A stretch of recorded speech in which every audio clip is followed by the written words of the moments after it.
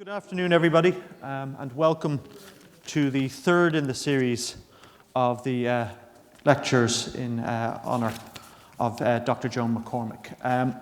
It's a very great pleasure to be able to host the proceedings today. My name is Professor Michael Brown. I'm the Dean of Research for Arts and Social Sciences and a member of the History Department here, so I'm particularly honoured to be involved in this event.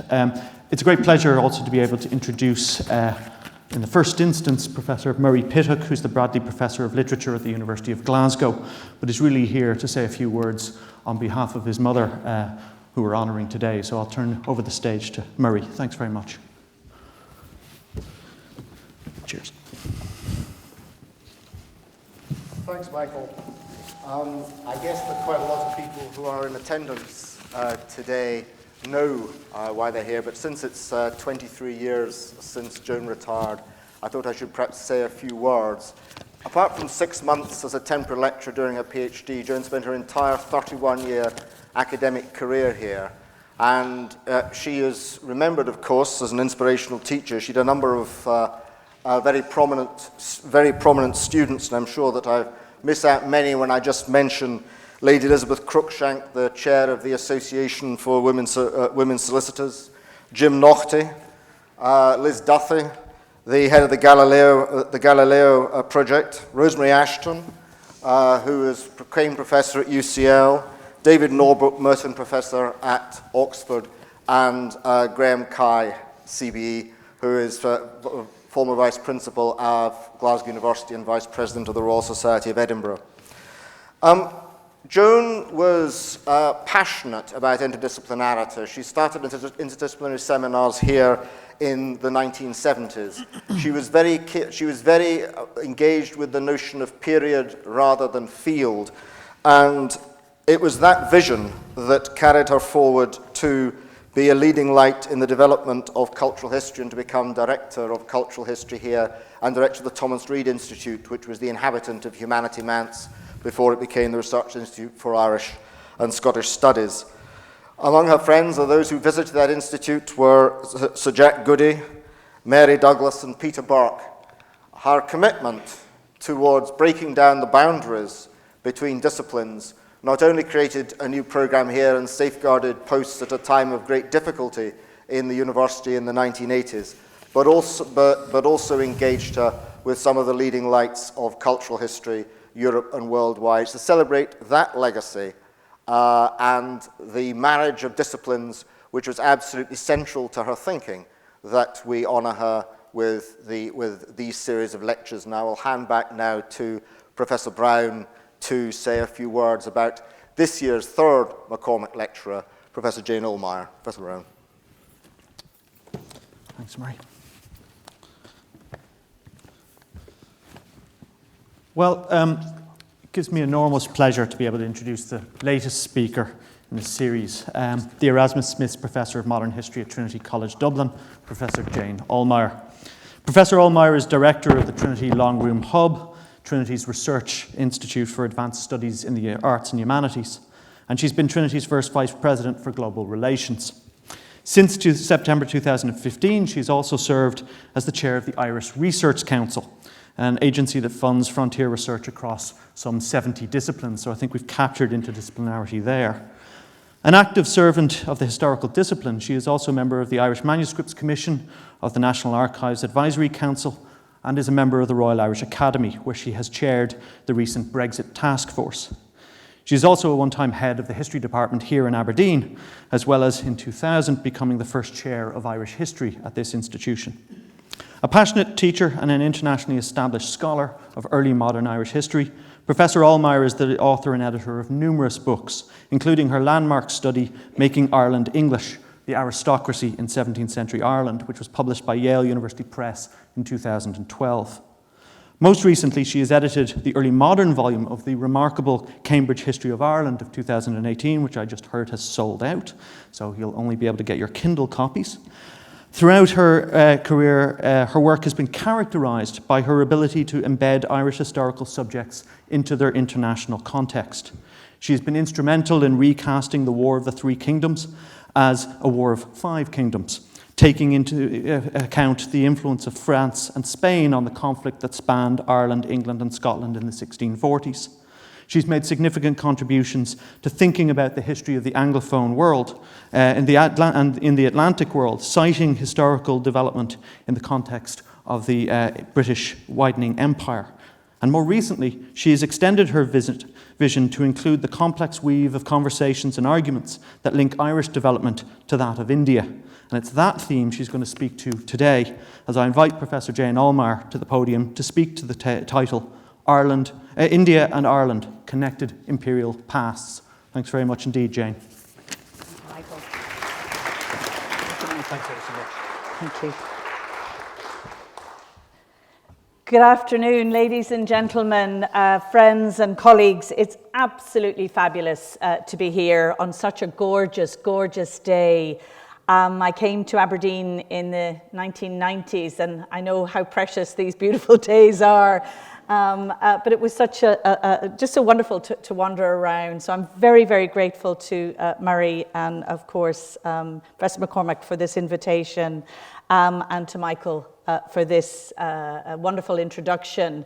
As Michael said, I was in the history department here. I was the first head of school when universities love to restructure. Every time there's a new vice-chancellor, they restructure. So that was a very early round of restructuring when we created school. But cultural history was part of the school. And so I have a particular fondness for the cultural historians who joined with the Scottish and the other historians. Also, I was very involved in the whole Irish-Scottish Studies Initiative. And it's lovely to see Joe Watson here because, of course, the late George Watson was so critical in that initiative. And it's lovely that Michael's now leading. And at the Irish end, we continue to really treasure these Irish-Scottish relationships.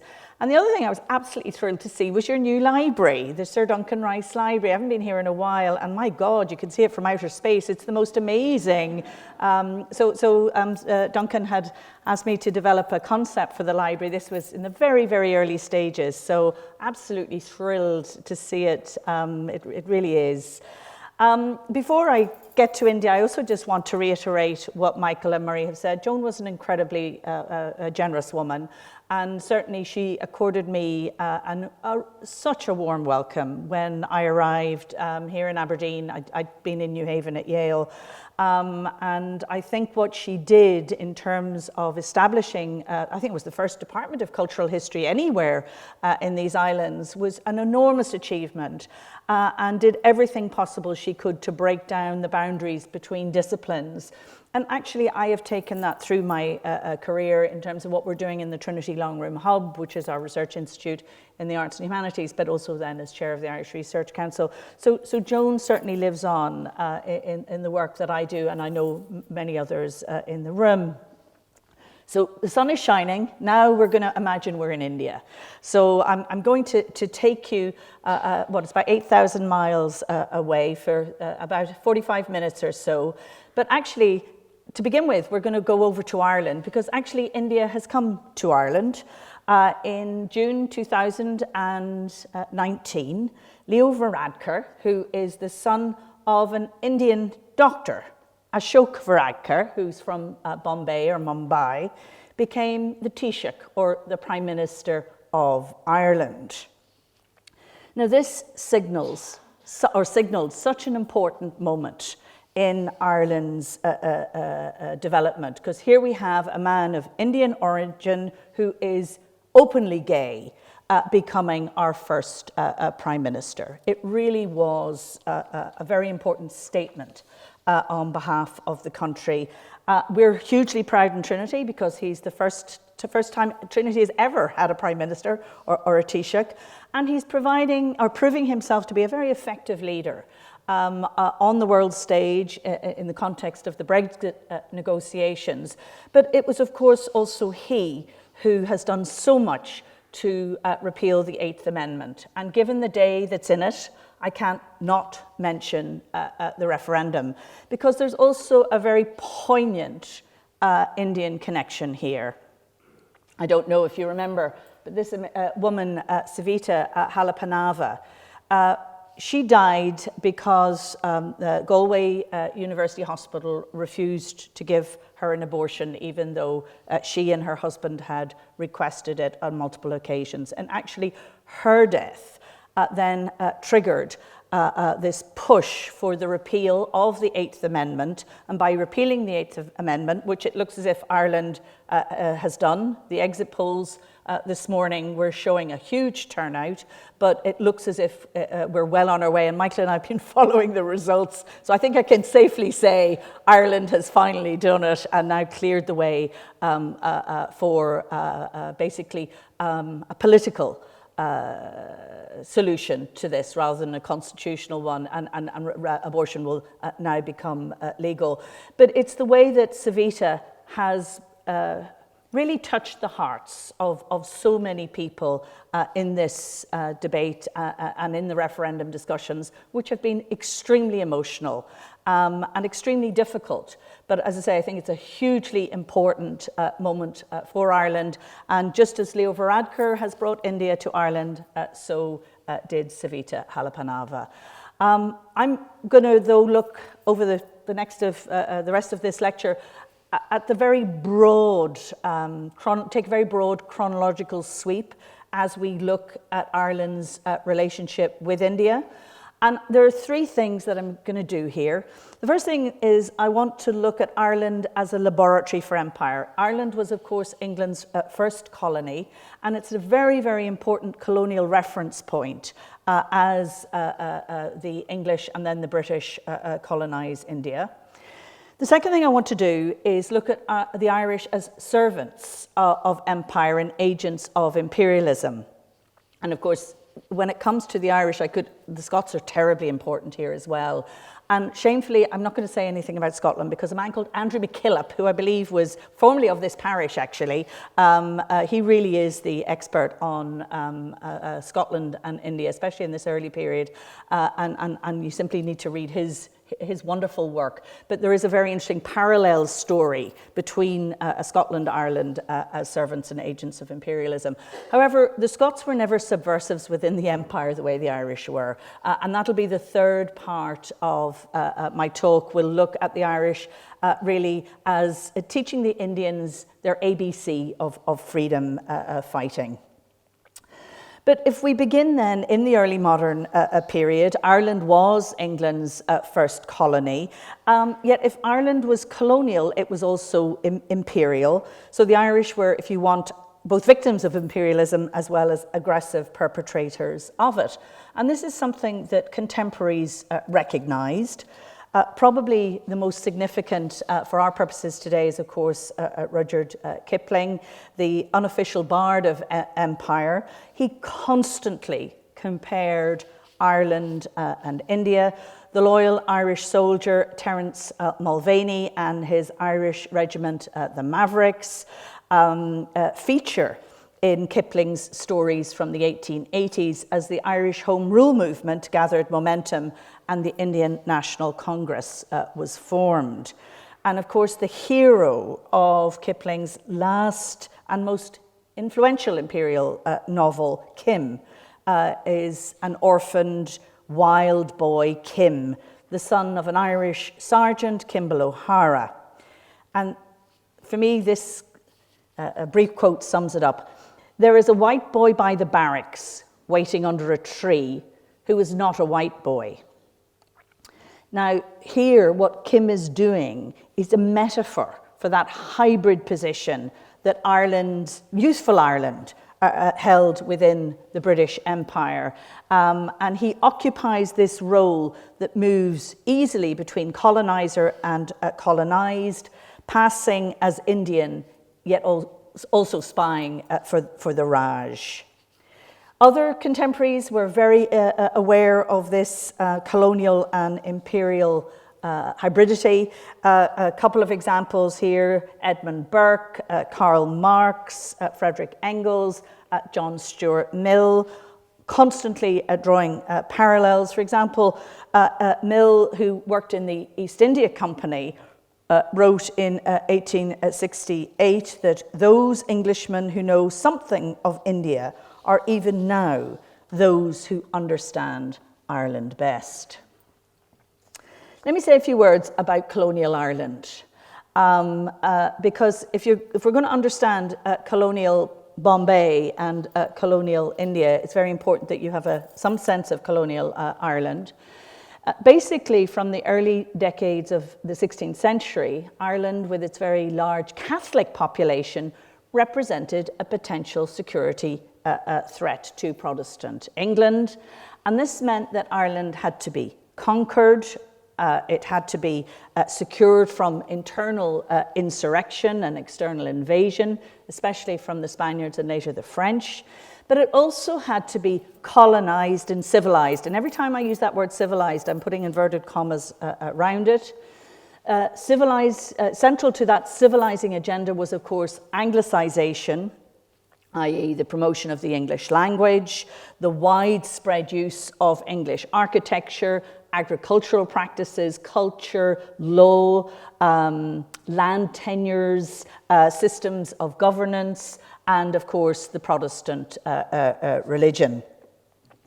And throughout the early modern period, the Crown did everything it could, and of course the Crown after 1603 was our very own James VI and First, but did everything possible to expropriate Irish land, to commercialise it, to urbanize it, and to transform the pastoral and barter economy into one that was market and money oriented. In other words, they're trying to create effectively a subservience economy, which really then happens in earnest from the 1660s with the introduction of the Navigation Acts, which then privilege the English economy over the Irish one and create a political economy of dependency, very much centred on London, where trade was controlled, enterprise was financed, and joint stock companies were established. And I'll come back to them in the form of the East India Company in a moment.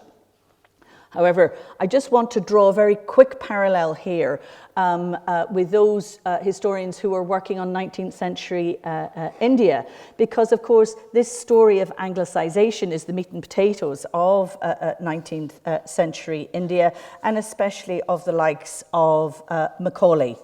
Thomas Babington Macaulay, in an extremely well-known, it was called the Minute on Education, 1835, expounded ideas about creating a body of loyal Indians who would become English in taste, in opinions, in morals, and in intellect.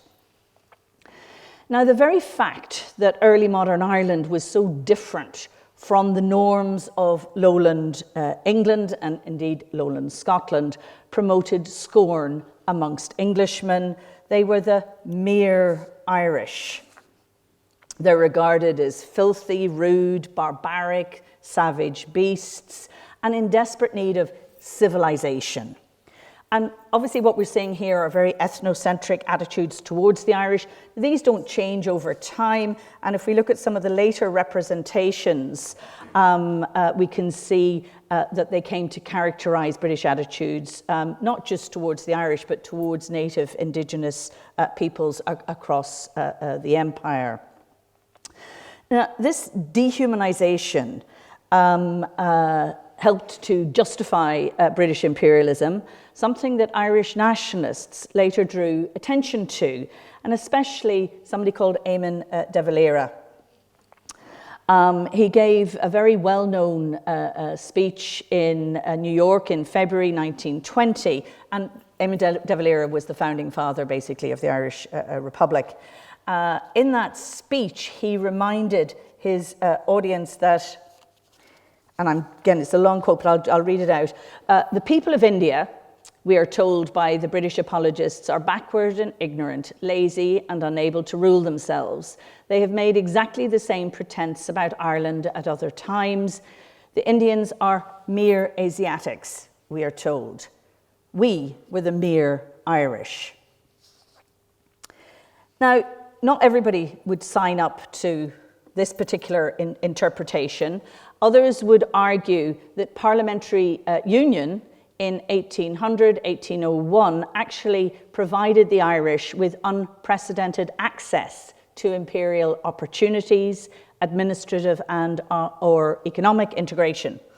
However, the truth is that even though there were opportunities in empire, that economic integration and political integration did not happen. And in practice, after 1800, Britain continued to rule Ireland like a colony, with a separate executive in Dublin, overseen by a chief secretary and Lord Lieutenant, a model of government, of course, that was transferred to India. The structure of local government, with resident magistrates bringing law and discipline to local communities, along with presidencies, also provided the template for India. And other structural similarities included education and policing, which often operated in both countries by coercion rather than consent. And of course, I'm talking about policing here. And the example that I have on this slide is of a man called Sir Charles Tagore, who was, again, a Trinity graduate. Trinity produces some good people and some people who do bad things as well, but he would have served across the empire, so in Ireland, in Calcutta, and then in Palestine. Okay, so much for colonial Ireland. Let me now shift and let's look at colonial India, because colonial India does have a different timeline to that of colonial Ireland. And historians have traditionally argued that the East India Company, that joint stock company that I mentioned earlier, pursued trade, not territory, until really the second half of the 18th century, when it did become a territorial power. And certainly we associate British imperialism in India with the Second British Empire, i.e. the years after the Battle of Plassey in 1757, or even after 1857, the period of the Raj.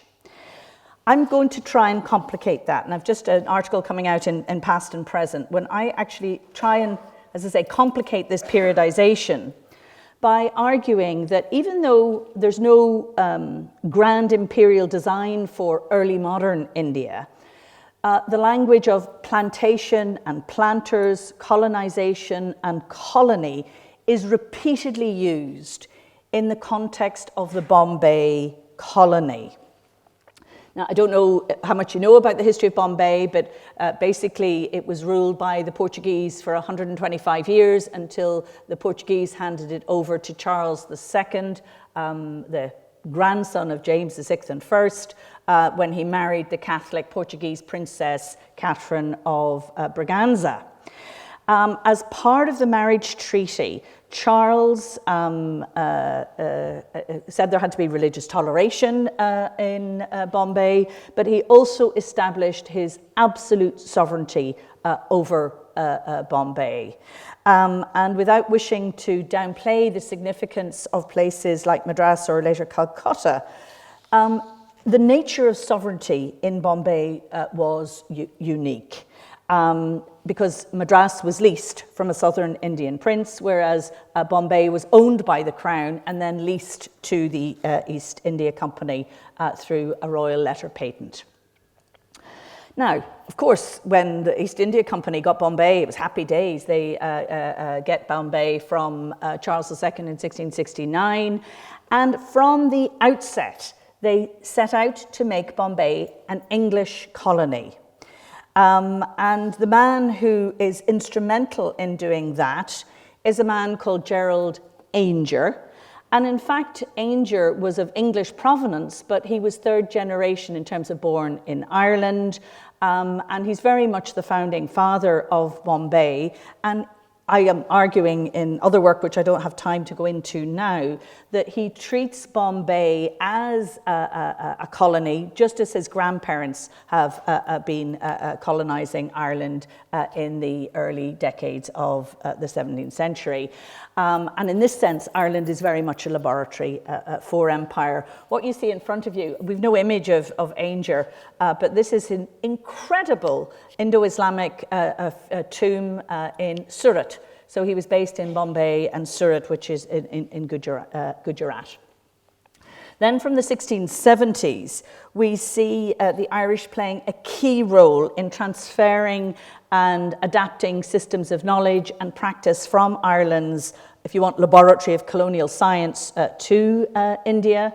We have a shared discourse of improvement in the late 17th century and the early 18th centuries. And obviously then this continues into the 19th century. We have a very close relationship between the Ordnance Survey of Ireland and the great trigonometrical, such a mouthful, trigonometrical survey of India, and the Geological Survey of India, which was spearheaded by this man here, Thomas Oldham. He was the professor of engineering at Trinity, and he and many, many other Trinity graduates were key in a whole variety of enterprises in India, much as many of the Scottish graduates of this university, Edinburgh and Glasgow, were. So here's Trinity. I don't know, hopefully many of you have been, and the Long Room, where there are so many treasures relating to Ireland's engagement with India and with empire. And one reason our archive is so interesting is because we were a major centre training young men for the Indian civil service. And in fact, there's some statistics for you here. Trinity produced 16% of all graduates. The figure for Oxford was 22% and Cambridge 15%. By 1865, recruits from across the Irish universities, not just Trinity but the others as well, accounted for a third of all graduates, including a growing number of Catholics. At a time when Ireland would have made about up 20% of the population of the UK. Ireland produces a disproportionate number of soldiers. Scotland, the human capital is in the officers. For Ireland, it's the cannon fodder, and by the early 19th century, 58% of the British Army in India was made up of Irishmen. But actually, the East India Company had been recruiting Irishmen to serve in India from the 1670s. It really gathers steam from the mid-18th century. And it's these rank-and-file troops who are Kipling's Rishti. Now, they're usually impoverished Catholics, known for their bravery, their endurance, their good humour, but also for their racism and drunken brawling. Their officers were usually Protestants of Anglo-Irish or Scoto-Irish provenance, and these men often viewed their Irishness as something as an embarrassment, even a liability. They included figures like Arthur Wellesley, later Duke of Wellington, Lord Roberts of Kandahar, Henry Lawrence and his brothers. Also included this man here, John Nicholson, who can only be described as an imperial psychopath. Anyway, he died in 1857 near Kashmir Gate, and he's actually buried in the cemetery there. If you're in Delhi, it's fascinating to go to that cemetery. This great monument was moved from Delhi to his hometown in Lisburn, where it stands today. And there's a whole other conversation around commemorating all of this stuff. But the point is, by the mid-19th century, it really is the high point of Irishmen serving in the Indian civil service and the army. So I've already mentioned the army, but in terms of the civil service, there are 8 Indian provinces, and of the 8, 7 are run by Irishmen. And this coincided with the viceroyalty of this man here, Lord Dufferin. Now, any of you who have been to Belfast, to Clandyboy Estate, these are the Hamiltons, 17th century Scottish planters from Ayrshire, who obviously stay on in Ireland and spawn this dynasty. And Dufferin is probably the most important viceroy in this period. It's also, and he's the one, if you've ever got to Shimla, the Viceregal Lodge in Shimla was built by Lord Dufferin. And the remarkable thing is his archive is intact.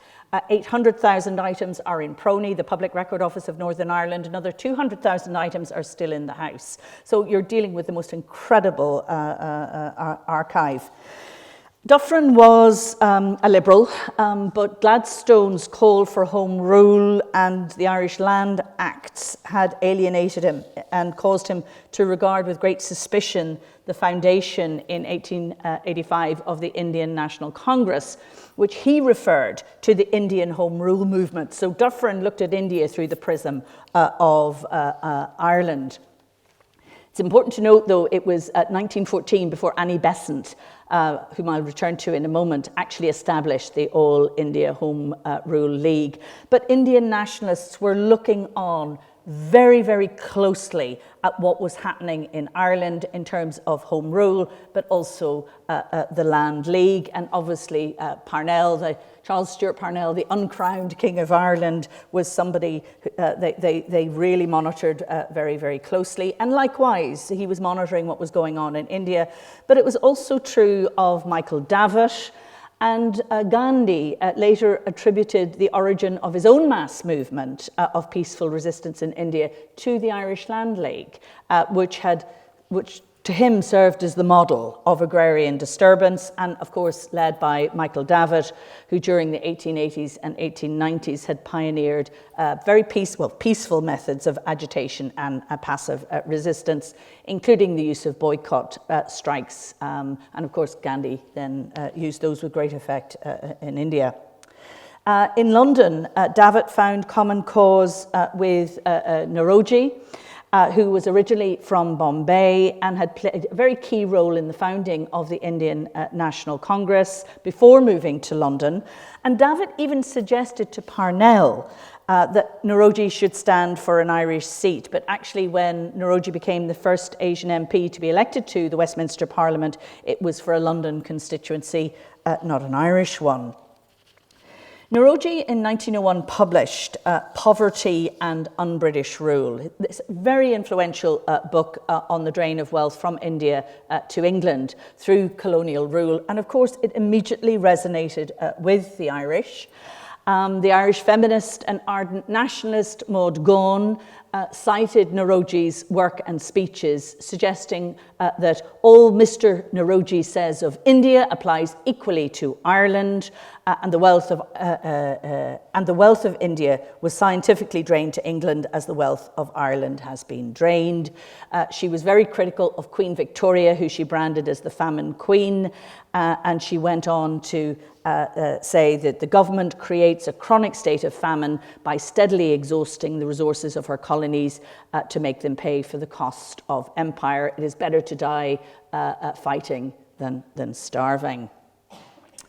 She was a great friend of this woman here, Madame Kama, also from Bombay, who was Naoroji's secretary, and another a woman who devoted her whole life actually to the cause of Indian nationalism. So raising awareness of the Irish struggle for home rule in India became the cause of three other really quite remarkable women. Margaret Noble, who went on to become Sister Nivedita from Dungannon in County Tyrone.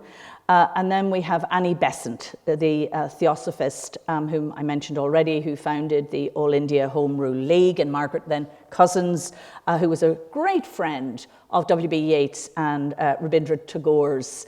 Now, their achievements and activities as philosophers, as suffragettes, as nationalists have been well documented, and I'm not going to go into it further. But I do want to simply follow up on that link between Margaret Cousins, because her husband James was also a very distinguished poet, and he represented that human link between the Indian and Irish cultural revivals, because he was, like his wife, was a very close friend of Yeats.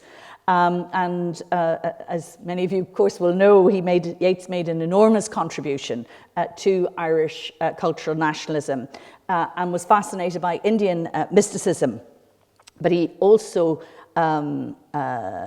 had an avid supporter in the person of the Bengali nationalist Tagore, who found many aspects of Irish nationalism inspiring, especially the use of language, folklore, and mythology.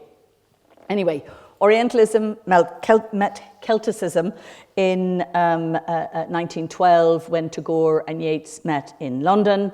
And Yeats described their meeting in the following terms: as one of the great events in my artistic life. I know of no man in my time who has done anything in the English language to equal those lyrics.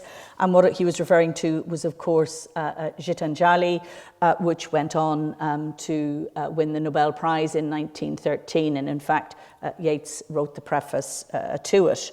And the two of them fell out over it, but that didn't stop Yeats then arranging for Tagore to stage a play called The Post Office at the Abbey Theatre in May 1913, which was the first play that Tagore had staged outside of India.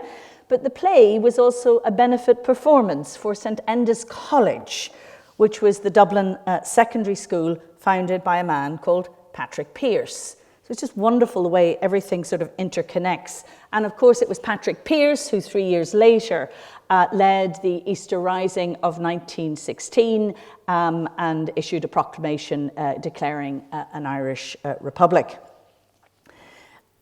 That insurrection, as we all know, was very quickly suppressed. The leaders were executed, but it changed everything. And it ensured that physical force republicanism came to the forefront of Irish politics, but it also found its mark in India, and especially in Bengal, where Bengali nationalists emulated Sinn Féin and Irish physical force tactics. There's a copycat rising called the Chittagong Rising in Easter 1930, which drew direct inspiration from 1916. And Shariah Sen, on the bottom here, was like Pearse, a school teacher. And members of the Chittagong Rising, the rebels on the day, had these little notes in their pockets with quotes from Pearse and other Irish nationalists. But the other interesting thing to note is the Chittagong Proclamation was almost identical in sentiment and often in phrasing to the 1916 proclamation. And Sen, like Pearse, knew that Chittagong was doomed to failure, but he appreciated that its significance lay in the fact it was a blood sacrifice. The pantheon of Irish heroes, of course, included Pearse, but also Michael Collins, who was the great master of guerrilla warfare, Terence McSweeney, the hunger striker, whose example was copied by Das when he died in Lahore jail in 1929. And this is the one that I find so wonderful. It's Dan Breen, wrote a book called My Fight for Irish Freedom. It was published in 1924. It immediately became a bestseller in Hindi, in Punjabi, and in Tamil. And it was treated as one of our Bibles. That's how the Indian freedom fighters described it. So again, the influence here, I don't want to overstate it, because other European revolutionaries also inspired Bengali nationalists, but really from the 1920s and 30s, the example of Ireland took precedence, something that Chandra Bose acknowledged when he said, in my part of India, Bengal, there's hardly an educated family where books about the Irish heroes are not read, and if I may say so, devoured. It's a very significant link that actually continues to this day. When I go to India, many people will still talk about that. I should say many people in certain circles, because, of course, in other ways, it's all forgotten. De Valera was very keen to keep the Indian-Irish relationship alive. He visited India in 1948 as part of his anti-partition world tour. And interestingly, Lord Mountbatten, and here you see Edwina with Nehru, and of course Nehru was India's founding father. Anyway, they were all entertained by Lord Mountbatten, and one of his last official functions, actually, as Governor General of India, was having De Valera for dinner. And it's sort of rather ironic, given the part that Ireland played in the breakup of the British Empire. And of course, Mountbatten was blown up by the IRA in 1979, and in India, flags flew at half-mast in memory of him. ever so complicated and interconnected. I want to say a few words about partition as well, because in addition to inspiring Indian nationalists, Ireland provided the model for the partition of India. The Government of Ireland Act in 1920 obviously had partitioned Ireland into two jurisdictions, one in the north where the Protestants enjoy just a minority today. That obviously is changing. The other in the south where the Catholics enjoy a majority. It later became the Irish Free State. But interestingly, Jinnah, so 25 years later, in 1947, it was Jinnah who invoked the example of Ireland and pushed for the partition of India and Pakistan. Jinnah was the president of the Muslim League. Ghandi, Nehru, and other members of the National Congress opposed staunchly the creation of Pakistan, the division of Bengal and Punjab along communal lines, and the creation in the subcontinent of many Ulsters, and they use that phraseology, many Ulsters, really concerned Nehru. And of course, De Valera shared this. And just for your information, De Valera never accepted the legitimacy of Irish partition, and Articles 2 and 3 of the 1937 Constitution claimed sovereignty over the 6 counties that comprise Northern Ireland, a lead that Pakistan, which became a sovereign state in 1947, followed in maintaining a claim to Kashmir. Some have suggested that the 1937 Constitution, which I've just mentioned, was De Valera's finest achievements. One of his finest achievements, certainly enshrined the core values of Irish nationalism and political culture. And again, it's interesting to look how that 1937 Constitution influenced the Indian Constitution, which was being drawn up in 1950. Now, of course, the Irish Constitution, as we all know, is explicitly Catholic, something that we now all deeply regret. And the Indian Constitution is profoundly secular, something that we greatly admire. But apart from that, they're actually very, very similar. Both put great emphasis on sovereignty, democracy, democratic institutions, and directive principles, especially for those regarding the welfare of citizens. Yet today, when you go to India, apart from a few in elite circles, people have really never heard of Ireland. They think Ireland's a suburb of London, actually. And given the size of the population of Ireland, I think we're 5.5 million people. That's not even a suburb of Delhi in terms of size. So aside from academic environments, it's actually quite hard to have a conversation about Ireland and this very interconnected history. And it's only in certain contexts, especially that of Bollywood, that people start to pay attention. So there was a great Bollywood blockbuster filmed in Trinity called Ek to Tiger. Anyone see Ek to Tiger? No? You can get it on Netflix. It's actually hilarious. I mean, of course, we think it's hilarious because it's filmed in Trinity. But the two Indian stars are the equivalent of Brad Pitt and Angelina Jolie. You know, they're the biggest Bollywood stars. So literally overnight, Ireland and Trinity had a visibility in India that we haven't had for centuries. But the other thing that created such visibility was the cricket, that most imperial of sports. Ireland beat Pakistan and England in the 2011 World Cup. And this man, Kevin O'Brien, is a hero. And I travelled with Kevin we were in Bombay, and everywhere we went, just swarmed by young Indians.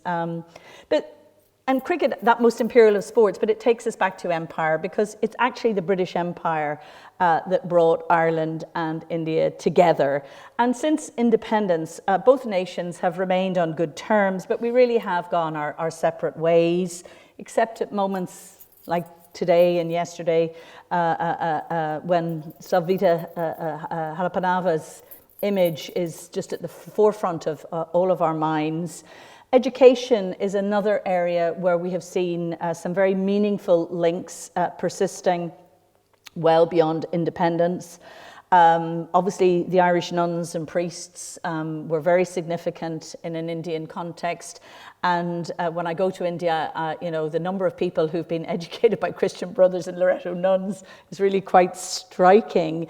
And the Loreto nuns were the first European women missionaries to reach Calcutta in 1841. And over the years established large numbers of vocational institutions, colleges and schools. And they became the most sought after, and they educated generations of Indian leaders, but they also educated the poor and made a huge contribution. And again, that's something very widely acknowledged. This lovely woman here is Sister Cyril, and she's one of the most beloved figures in Calcutta. And today, just like you have here in the University of Aberdeen, so many Indians are coming to study in Dublin, and we are working very hard to have reciprocity there with Irish students working and studying in the Indian universities.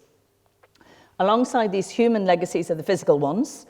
The landscapes of Dublin and Delhi contain numerous reminders of shared imperial pasts.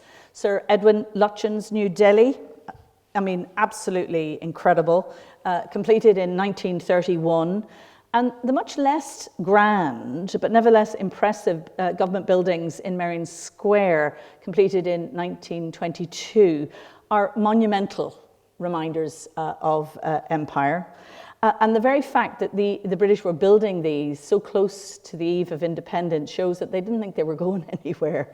But anyway, but today, to me, both very powerful reminders, but also roads, hospitals, schools, bridges, bear the names of Lord Dufferin and Lord Mayo. In every Indian city, there's an Annie Besant road. In 2007, in Delhi's diplomatic enclave, there was a street named after De Valera. If you go to Belfast, Cawnpore Street intersects Kashmir Street, intersects Bombay Street, and you can tell from the signs that this is in the lower falls, if anybody's looking for these. And in Dublin, we have Ainger Street. And Ainger Street would be one of the busiest streets in Dublin. It's just off Dame Street, right in the heart of the city. And it was developed in the 1670s on the back of treasure that Gerald Ainger, the founding father of Bombay, remitted to his brother, who was a big property developer in Dublin. And if you ask anybody today in Dublin about Ainger Street, they'll look at you blankly. They don't have a clue that it was on the back of Indian treasure that street was developed in the 1660s and 70s. But it takes me back to the final point I want to make here. In the 17th century, it was the person of Gerald Ainger that linked Ireland and India, just as the person of Leo Varadkar connects us today. Now, the contexts, of course, are completely different, but the relationships remain very real. But it fell to Yeats to capture the essence of these links in his introduction to Tagore's Gitanjali. There, Yeats noted, and I'm quoting, the strangeness and familiarity of Tagore's poetry, adding, a whole people, a whole civilization, immeasurably strange to us, seems to have been taken up into this imagination, and yet we're not moved because of its strangeness, but because we've met our own image. Thank you very much for your attention.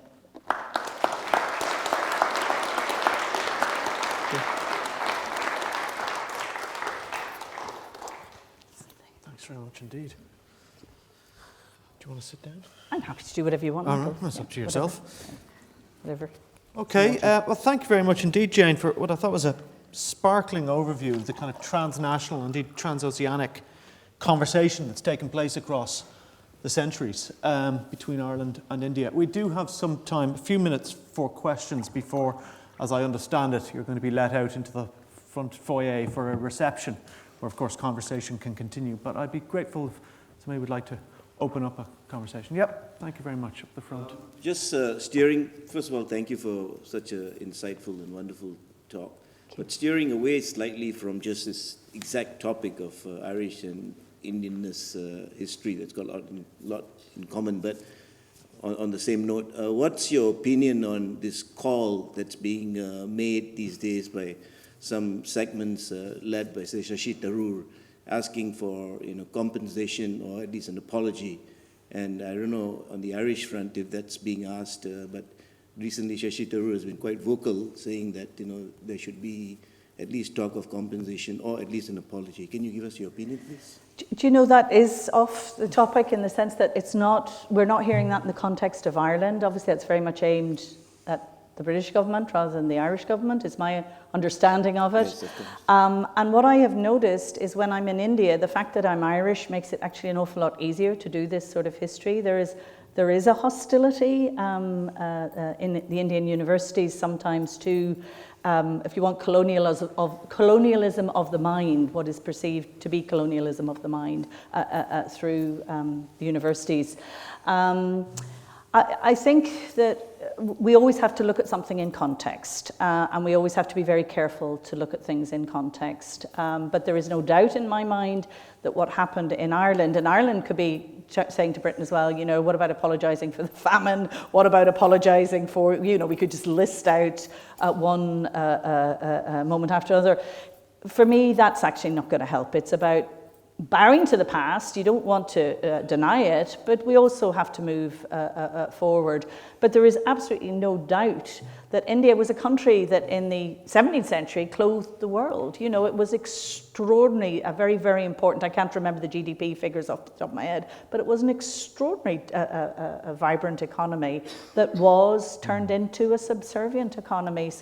And Naoroji, obviously. So it's not that I'm unsympathetic. I just think that there comes a point where you have to put history behind you and move on. Yep, here and then here. Just to remind people in the audience as well, if they are going to ask a question, I should have said this before, there's a little on switch on your microphones. Sorry, there you go. Thanks, Jane. That was very interesting. I was thinking in terms of looking at my own research into the Irish Catholic Church in India in the 19th century. Something that was very unique, which is that they began to define themselves as British. There were calls for British priests, British bishops, and what was always meant was Irish. Yeah. And it brought home to me something you can actually see in Kim, which you referenced, which is, of course, Kim is half Irish, but he's rescued by a Catholic priest, Father Victor. That's and he's sent off to be a Catholic, although he's no particular reason why he should be. His father was a Freemason. And he winds up spying for the British, which in some ways strikes me as a better metaphor for the Irish experience in India, which was very much there as conquerors. Whatever the Irish back home thought they saw in India or thought they wanted in Indian freedom, the vast majority of Irish, it strikes me, in the subcontinent were fully up and on board with this experience as conqueror. No, I don't disagree with you, Colin. And I think, that's something that we have to come to terms with. And, from the 17th century, it's really from the 1880s, 1890s that it starts to change. But certainly right up to that, they see the advantages of empire and are very happy to engage in empire. What's interesting is the way that Irish Catholics are brought in by the British into the empire, because they're almost a counterweight to the Anglo-Irish Protestants who have a very high opinion of themselves. So, and the British are terribly good at that divide and rule, and they do that very skillfully by introducing these middle-class Irish Catholics who are very competent. And many of the great figures, Irish figures in Indian history, I think Dyer, they're all, not O'Dwyer, Dyer, and they're very significant indeed. Right, gentleman front. There's a little button just on the black tray in front of it. There you go. Yeah. Thank you so much. That was very interesting. My question was, how similar was the social structure in Ireland as compared to that of India? Because I wanted to understand the spread of religion rather than, because how the British basically tried to introduce religion in India was to target people of the lower classes and then work their way up, because the downtrodden people were more prone to taking up a new religion where it was promised that they would have equal stance in the society.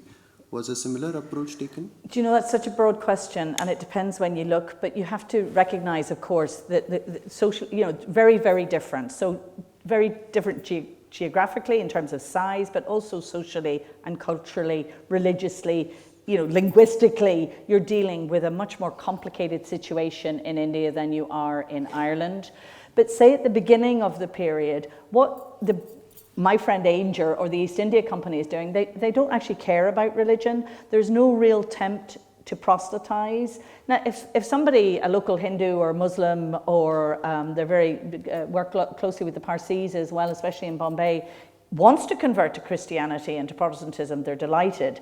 They're far more concerned about keeping the European community in India Protestant. Now that does change then, of course, later on, and Protestantism and the desire to convert becomes much more of an objective, and there I think it's interesting to look at the tactics used in Ireland, because some of the tactics aren't so dissimilar to the tactics used in India.